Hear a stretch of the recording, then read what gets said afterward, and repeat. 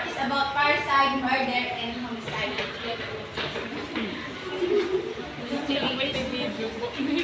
Parricide is the act of killing one's friend of other close relative, typically excluding children, infanticide.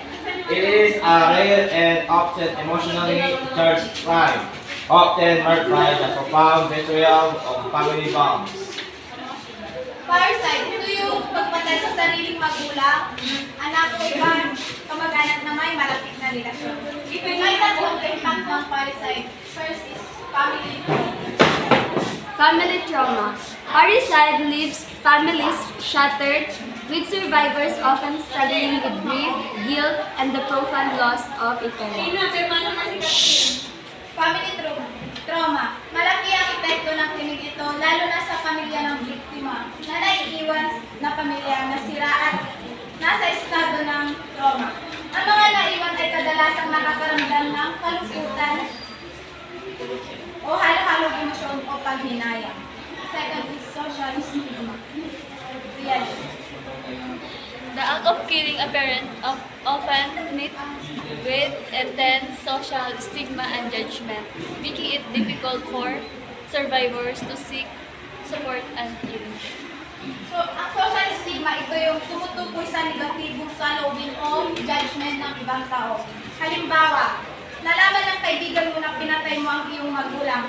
Sa halip na mag-aalok sila ng suporta at pagkunawa, maaaring iwasan ka ng ibang tao o tratuhin ka ng hindi tama dahil sa nalaman nila sa pagpatay mo sa magulang. Third is legal consequences. Legal consequences. Parricide is a serious crime with a severe legal consequences, ranging from acquittal due to mental illness to convictions for murder or manslaughter. Kapag pinatay mo ang iyong mga magulang, maaari kang parusahan o pagpisulta ito ng iba't ibang legal na consequences. Next is murder. Yes. Murder is the unlawful and premeditated killing of one human being by another. It involves intent and planning. The severity of the crime is often categorized into death. Ito yung kapag isang tao ay sinasadya at sadyang pumapatay ng ibang tao. Wait!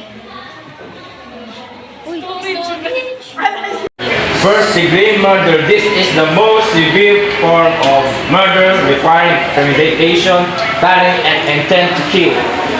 Ito ay isang krimen o nasasangkot ng maraming pagpaplano at layuning pumatay ng tao.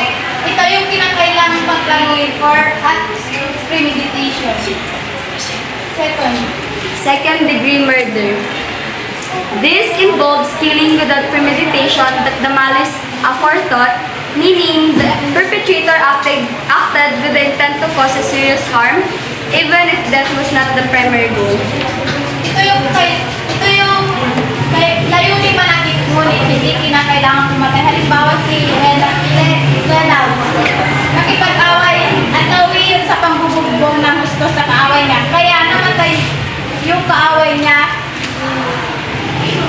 Ito yung second degree murder dahil layunin nilang magdulot ng away ngunit hindi niya layunin patayin.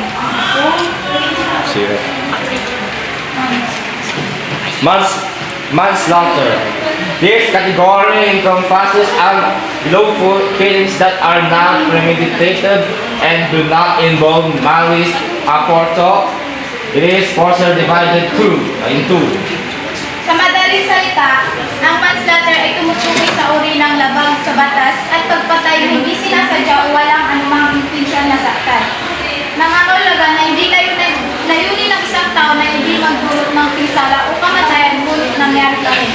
Ito yung aksidente at hindi sinasadyang mangyari. Reality.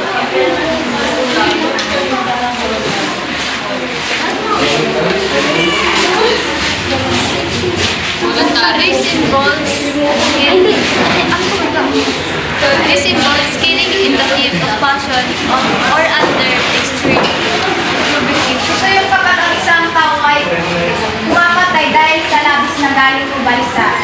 Involuntary. Involuntary manslaughter. This occurs when a death results from negligence or recklessness without intent to kill. Ito naman yung nagdudulot ng pagkamatay ng isang tao dahil sa kapabayaan o pabayaan ng isang tao.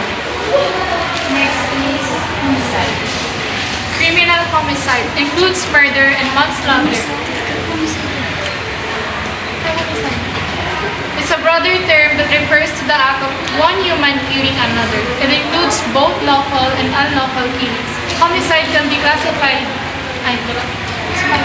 Ito naman yung pumapatay sa ibang tao. May classified ng homicide. First is criminal. Shani. Criminal.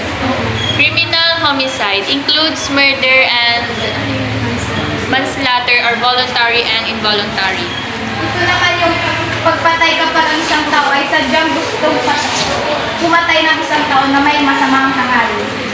Justifiable. It includes case in self-defense or in defense of others.